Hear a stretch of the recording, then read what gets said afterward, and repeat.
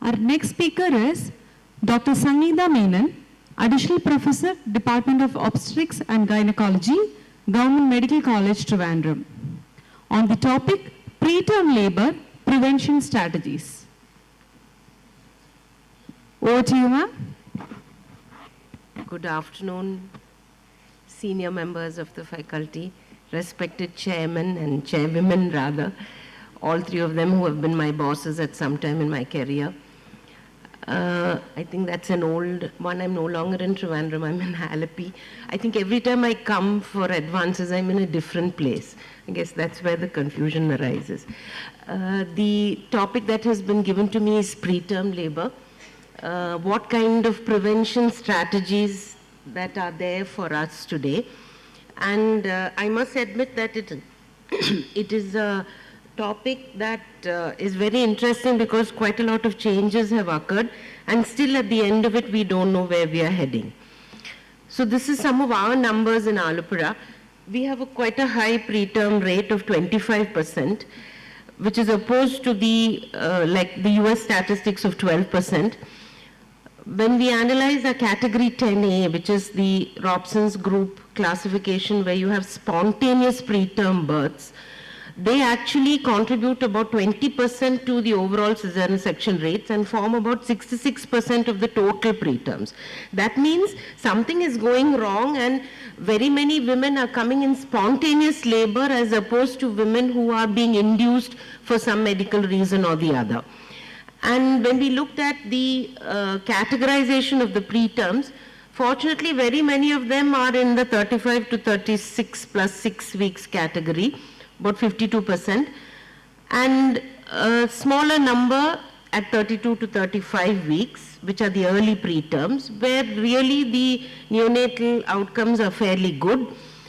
And 28 to 32 is only 9%, and we have a very small, less than 28 week category. Why are we harping so much on these preterm births is because very many of them land up with composite neonatal morbidity, mortality, not just that, their neurodevelopmental outcomes, their vision, their hearing, their long-term, like the Barker hypothesis, how they will perform when they are 25 and 30 years of age may be problematic.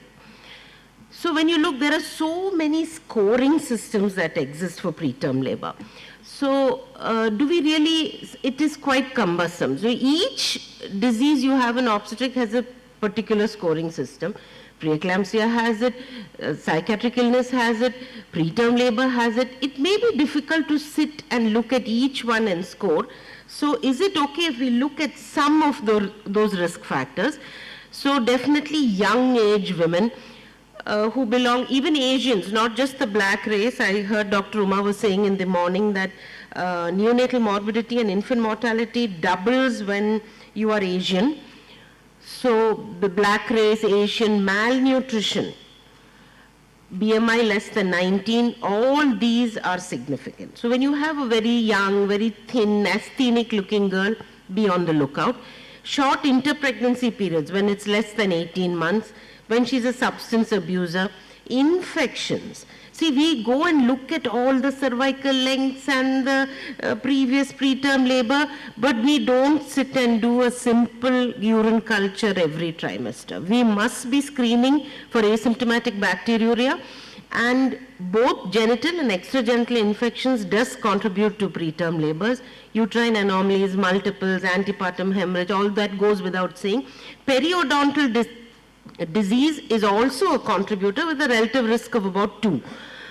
STIs, polyoligomnios, strenuous work, the manual laborers maybe, history of previous cervical surgeries, and what I have put in red are probably the one with have the maximum background risk of actually getting a woman into preterm labor. That is, either if she has a previous preterm labor, a previous PPROM, or a cervical length that is short at less than 2.5 centimeters. So if we say that all these are problems, isn't it worthwhile to look at the cervical length routinely for every woman? If I say that in Alappuzha we have 25% of the women who are delivering preterm, isn't it good for me at 20 weeks to look at all the services and see whether they are short or not. The problem is very many of them may not be short at 20 weeks, one. And is it really cost effective in terms of time? Can you assure quality in the sense, if I was to measure and somebody else was to measure the cervical length, it will change. And so accurate, your calipers must be on the internal loss and must be on the external loss. And there's a huge problem with unnecessary intervention and progesterone and cerclage and the whole lot of the gamut of investigations and interventions that we have. And most importantly, this cervical length must be a transvaginal measurement. We did studies, or rather in the early days, we looked at cervical length, then transabdominally on a partially full bladder. Not very full so that it would press the cervix and make it long, on a partially full bladder. And we also looked at how the cervix would dynamically change if we looked at, gave a little fundal pressure. But today the recommendation is that you screen for cervical length by a transvaginal ultrasound. So is this all possible? May not be. But remember that with the prior preterm birth, she runs almost a two-fold increase in preterm birth this time. And when she has a cervix that is short at less than 2.1 or 2.5 centimeters, her relative risk, that is 6.1 or 6.2 times more risk of actually delivering preterm. So these are two things in addition to all the rest, these are two things we should be careful about. So what can we do to improve? So what are the interventions that we can do to improve outcomes? Progesterone, as always, the Sarva Roga Nivarani.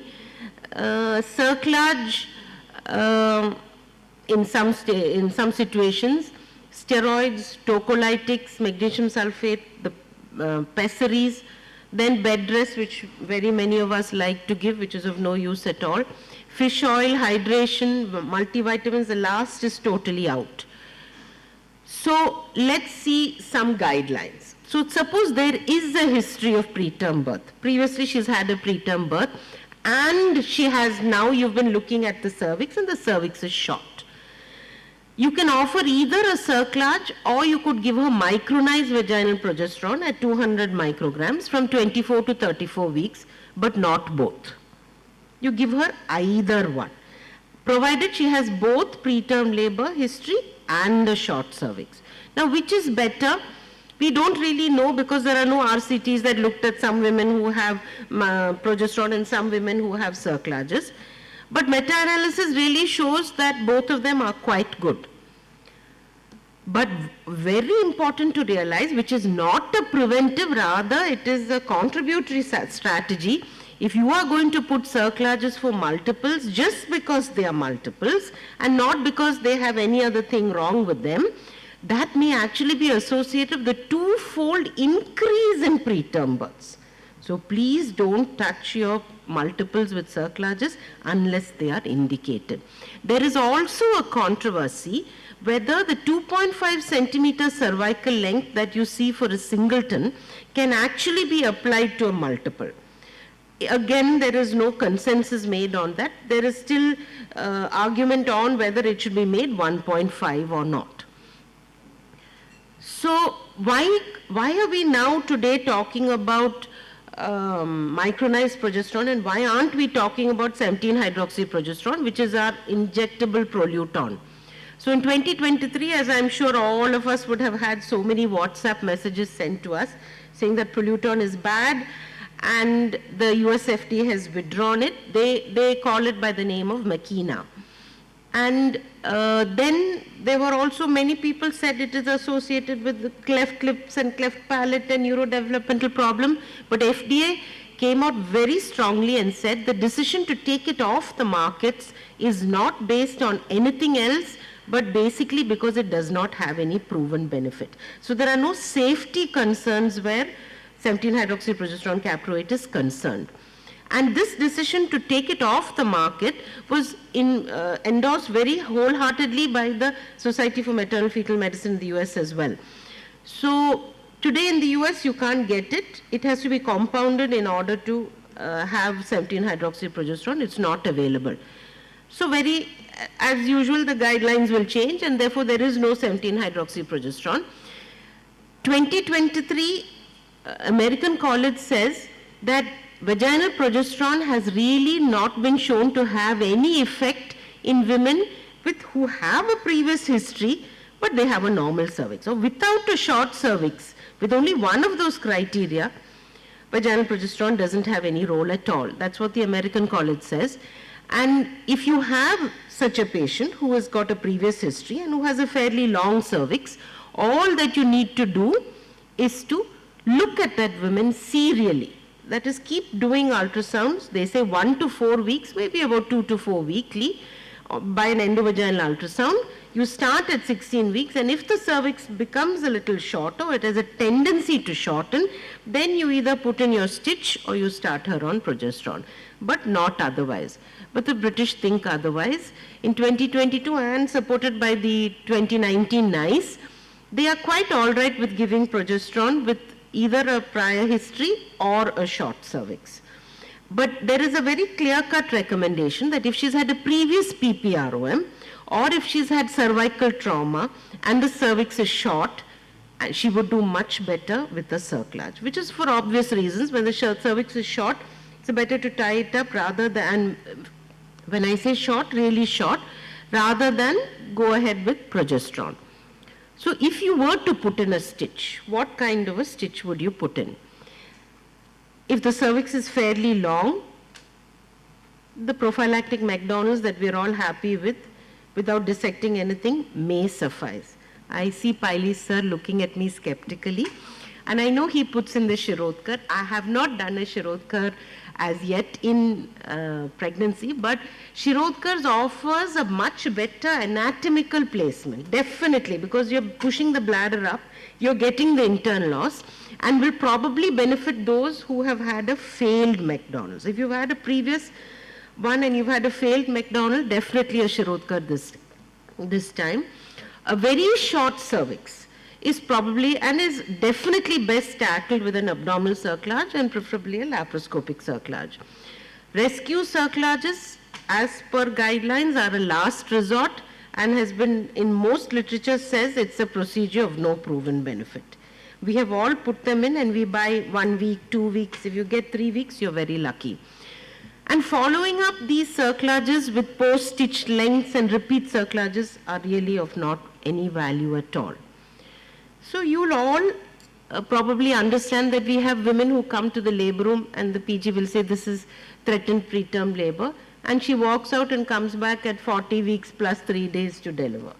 So it's really, we are not really sure, so that is exactly why we are giving too much of antenatal corticosteroids. If she complains of a pain anywhere, she will have a steroid. So 30% of spontaneous preterm labor actually resolves. So the PG is not wrong in saying that there was a contraction, but there is no contraction now. 50% of admissions due to threatened preterm labor, as I said, eventually give birth only at term. You must do a speculum examination. If you can put the speculum and take it to the side without doing a vaginal examination, or rather a PV, you can judge the length and the effacement and a certain amount of dilatation of the cervix as well. You must make sure she's less than 37 weeks. You look for a pooling of the liquor on your speculum, which will diagnose whether she's got a rupture of membranes. See if she has regular contractions and is she in labor. Is there any infection? You can look for vulvovaginal sepsis. And there you have a likelihood of delivery. So in such situations, do a cervical length. There, if your cervical length is less than 1.5, if you do not have the facility for a cervical length, and quite rare, and you have the facility to do a fetal fibronectin, anything more than 50 will be significant, and these will definitely say preterm labor and delivery is likely. But at the same time, she's come with a few contractions here and there, and the cervix is long at 3 centimeters. It's quite unlikely that she will deliver in the next 14 days. So many biomarkers. You can have microglobulin, you can have fetal fibronectin. But remember, whatever biomarkers you have and whatever spot tests you have, cervical length measurement by transvaginal ultrasound is the best marker that you can get to predict whether this woman will get into preterm labor or not. So you have all these tests, Actin Partis, Partosho, I'm sure very many of you use them, fetal fibronectin, because they are all tests that don't actually even need a speculum examination. Just put in your swab into the vagina, rinse it out in the solution and put it on the card and you'll get your value.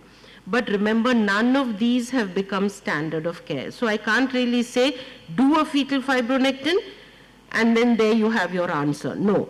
So Partosure actually rules out preterm labor to about 96% of the time, and this actually looks at microglobulin G1, and as I told you, just a negative result will be one line and a positive result will be both lines. And both these, Partosure and Amniosure, are more useful when you are suspecting rupture membranes, because if some of these membranes rupture but there is no liquor, you'll say, no, the PG says, she came with history but there's no liquor, no leaking seen. In those, if she has a very definite history, you can use either the Amniosure or the Partosure to confirm your diagnosis. Fetal fibronectin is something that is, it's a glycoprotein that is given off by the amniocytes and the cytotrophoblasts. It comes into the cervicovaginal secretions if the cervix is opening up, and it has a very strong negative predictive value. So suppose it is negative, undetectable or very low, that woman is fine. But you can have a whole lot of false positives if you have blood in the secretions, even if she has had intercourse in the last 48 hours, or you've done a vaginal examination, it could all come out to be positive. So if you have a fetal fibronectin testing and she's 30 weeks or more, it can fairly predict the likelihood of birth in 48 hours. Biomarkers are, as I said again, only done if the cervical length is not feasible. You don't have an ultrasound, but you have the fetal fibronectin, you can go and do it. This is how the test is done, the Amniosure. Here, Actin Partis looks at insulin-like growth factor binding protein in the vaginal secretions. Again, a whole lot of false positives. So if I'm going to tokalize these women, whom should I tokalize? Should I put my hand on her fundus and say, oh, she's having contractions, should I tokalize? Again, do your cervical length. If your cervical length is less than 1.5 centimeters and she is above 30 weeks, if she's less than 29 plus 6 and she has contractions, tokalize anyway. So what tokalysis can I give? Very, very large numbers, but none of them actually work too well. Nifedipine is what we usually use. Atosiban, if you can afford it. All colleges and most institutions say no beta mimetics. It has a lot of problems with maternal problems. It has tachycardia, pulmonary edema. It cross-reacts with magnesium sulfate. Even nifedipine, be careful. If you're giving it with magnesium sulfate, there can be synergism. You can have left heart problems. Prostaglandin inhibitors like indomethacin can be given. Magnesium sulfate, not so good. Just to tell you about nifedipine, 20 to 30 milligrams orally you give as a loading dose. You can have a little bit of hypotension and flushing, be wary. And then you give about 10 to 20 milligrams every 6 to 8 hours. This can cause all these problems, and be careful if you're giving magnesium sulfate for neuroprotection at the same time, be careful about nifedipine. Atosiban, I think it has already been said, there are just basically two routes, either you give it as a short dose or you give it as a drip. In the drip also you can give an intravenous high dose infusion or a slow maintenance infusion, and this is how you will give it, just over 1 minute. Indomethacin, really we worry about premature closure of the ductus and severe oligoamnios. Never give it for more than 48 hours. None of these tocolytics are given for a long period of time, just until you give her the steroids. Though antenatal corticosteroids doesn't prevent preterm labor, it's probably the most single effective intervention to improve outcomes where all the parameters are concerned. We all know the dosing, whether it is beta or dexa, both are efficacious. You can use either. Foxy recommends dexamethasone. Caution is with the repeat or the rescue dose. If 7 days has gone by since you've last given it, you can give a single course if she is less than 34 weeks. But don't go for multiple doses. It causes problems with leukomalacia and neurodevelopmental. Magnesium sulfate, again, for neuroprotection. Once she's in established preterm labor, it definitely decreases cerebral palsy. So you give it 4 grams IV and then maintain at 1 gram per hour, and definitely not for more than 24 hours. This is my last slide. The Oracle 1 and the Oracle 2 have shown that really antibiotics have no role at all in preterm labor. Unless you have proven that there is a particular infection, it really doesn't have any role to play. That's my last slide. Thank you so much. Thank you so much, ma'am.